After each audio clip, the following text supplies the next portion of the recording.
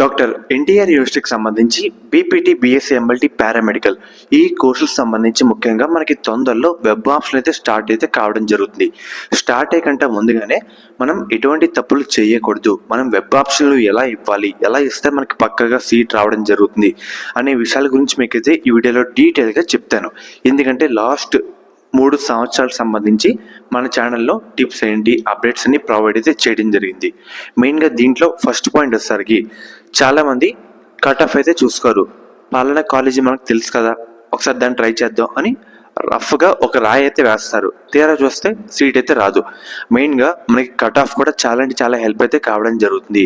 Last year cut off data కూడా మన Telegram ఛానల్లో ప్రొవైడ్ చేశాను.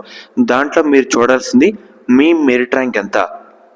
మెయిన్గా మీ మెరిట్ ర్యాంక్ కూడా మనకి ఫైనల్ మెరిట్ లిస్ట్లో వచ్చే మెరిట్ ర్యాంకే ఫైనల్ కాబట్టి ఒకసారి ఒక ఎస్టిమేషన్ పర్పస్ కోసం ఒకసారి చెక్ చేసుకోండి. ఇప్పుడు మీకు మీ మెరిట్ ర్యాంకు, క్యాస్ట్ కేటగిరీ, ఏ రీజన్ అండ్ అలాగే జెండర్ కూడా ఒకసారి చూసుకొని లాస్ట్ ఇయర్లో ఏ కాలేజ్లో ఎక్కడెక్కడ సీట్ రావడం జరిగింది అనే విషయాలు కూడా తెలుసుకోండి అన్నమాట. తెలుసుకుని అది ఒకసారి చూసుకుంటే మనకి ఒక అంచనా అయితే రావడం జరుగుతుంది. అర్థమవుతుంది కదా, ఏది పడితే అది పడితే సీట్ అయితే రాదన్నమాట. మీకు 1 ఇయర్ మళ్ళీ వేస్ట్ అయితే కావడం జరుగుతుంది. ఇక్కడ మళ్ళీ సెకండ్ పాయింట్ ఏంటంటే వాళ్ళకి తక్కువ ర్యాంక్ వచ్చిన, అంటే ఒక 5,000, 6,000 ర్యాంక్ వచ్చిన టాప్ కాలేజ్ పెట్టి కూర్చుంటారు. సో అది ఎలా అవుతుంది అనుకుంటున్నారు? మెయిన్గా మన ర్యాంక్ తగ్గట్టే కదా మనకి కాలేజ్ అలాట్ అయ్యేది.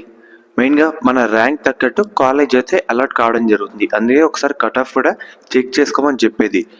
సో మనకి ఒక ర్యాంక్ వస్తే దానికి తగ్గట్టు కదా మొత్తం మ్యాచ్ అయితే ఇచ్చేది. అంతే తప్ప ఒక 5,000 ర్యాంక్ వస్తే జిఎస్ఎల్ లేదంటే జెమ్స్ఎల్ కాలేజ్ రావాలంటే ఎలాగా? మెయిన్గా కట్ ఆఫ్ కూడా చెక్ చేసుకోవాలి. ఉంటే ఎలిజిబుల్ ఉంటే ఒకసారి పెట్టుకోండి. నేను కట్ ఆఫ్ కూడా ఇది ఇలాగే ఉంటుంది బల్ల గుద్దని కూడా చెప్పట్లేదు, ఒక ఉజ్జాయింపు ఎస్టిమేషన్ పర్పస్ కోసం మాత్రమే చెప్తున్నాను. ఎందుకంటే కట్ ఆఫ్ కూడా ఇయర్ బై ఇయర్ మారుతూంటుంది, మనకి కొంచెం స్లైట్గా డిఫరెన్స్ కూడా ఉంటుంది అన్నమాట. అర్థమవుతుంది కదా. మెయిన్గా మీ ర్యాంక్ తగ్గట్టు వెబ్ ఆప్షన్ పెట్టడానికి అయితే ట్రై చేయండి. అండ్ అలాగే టాప్ కాలేజీలే పక్కగా అదే పెట్టేయాలి, అయ్యే పెట్టాలంటూ కూర్చోకండి అనమాట. ఎందుకంటే మనకి ఏదైనా మంచి కాలేజీలో సీట్ అయితే రావాలి. సో దాన్ని దృష్టిలో పెట్టుకొని ముందుకైతే వెళ్ళండి అన్నమాట. చాలామంది చేసే తప్పులు ఏంటంటే ఒక మంచి మెరిట్ ర్యాంక్ వచ్చిన, ఉదాహరణగా ఒక 1000 లేదంటే 1100, 1200 ఇలా మెరిట్ ర్యాంక్ వచ్చిన 1 లేదా 2 కాలేజీలు పెట్టి ఊరుకుంటారు. తీరా చూస్తే సీట్ అయితే రాదు. ఎందుకంటే ఒక్కొక్కసారి ఇయర్ బై ఇయర్ మారుతైతే ఉంటుంది. పక్కగా ఇలాగే రావాలి అని కూర్చుంటే మనకు కష్టం కదా. ఎందుకంటే వాళ్ళు పెట్టేది ఏంటంటే వాళ్ళు ఏం చూసుకోరంటే మన మెరిట్ ర్యాంక్ వచ్చిందా కదా అని చూసుకుంటారు తప్ప వాళ్ళ క్యాస్ట్లో వచ్చిందా, వాళ్ళ జెండర్లో వచ్చిందా, వాళ్ళ టోటల్ ఏ రీజన్లో వచ్చింది అంతా చూసుకోరన్నమాట. సో మెయిన్గా 1, 2 పెడితే కుదరదన్నమాట. కొంచెం ఎక్కువ ఆప్షన్ అయితే పెట్టండి. అది కూడా పెట్టే ఆప్షన్లో మీకు నచ్చిన కాలేజ్ అయితే వద్దు, మీకు నచ్చిన కాలేజే పెట్టడానికి అయితే ట్రై చేయండి. అర్థమవుతుంది కదా. సో ఫస్ట్ వచ్చేసరికి కట్ ఆఫ్ అయితే చూసుకోండి. తర్వాత కొంచెం ఎక్కువ ఆప్షన్లు అయితే పెట్టండి. 1, 2 ఇలా అయితే తక్కువ ఆప్షన్లు అయితే వద్దు. ఎందుకంటే మీరు నెలలు వెయిట్ చేస్తారు సీట్ రావడానికి కదా, మళ్ళీ లేట్ అయితే మీకే లాస్ అయితే కావడం జరుగుతుంది. థర్డ్ టిప్ వచ్చేసరికి సీట్ మ్యాట్రిక్స్. మనకి సీట్ మ్యాట్రిక్స్ వచ్చిన తర్వాత మనకి ఏ కాలేజ్ అనుకుంటున్నామో ఆ కాలేజ్లో మన క్యాస్ట్ కింద ఎన్ని సీట్లు ఉన్నాయి అది కూడా వెరిఫై అయితే చేసుకోవాలి. అండ్ అలాగే fourth point college code, college పేరు, ఇది కూడా వెరిఫై చేసుకోవాలి. అర్థమవుతుంది కదా. మెయిన్గా ఈ 4 పాయింట్లు అయితే చూసుకోండి. వెబ్ ఆప్షన్ పెట్టేప్పుడు కూడా మెయిన్గా కొంచెం ఎక్కువ ఆప్షన్ అయితే పెట్టండి. ఫస్ట్ మీరు ఏ కాలేజ్ ప్రయారిటీ ఇద్దాం అని అనుకుంటున్నారో ఫస్ట్ ఆ కాలేజ్ అయితే ప్రయారిటీ ఇచ్చిన తర్వాత ముందుకైతే వెళ్ళండి అన్నమాట. ఫస్ట్ మనకి ఏ కాలేజ్లో జాయిన్ అవుతాం అని అనుకుంటున్నారో దానికైతే ప్రయారిటీ అయితే ఇవ్వండి. తర్వాత వేరే దానికైతే ఇవ్వండి అన్నమాట. గవర్నమెంట్, ప్రైవేటు ఇలాగైతే ఇచ్చుకోండి.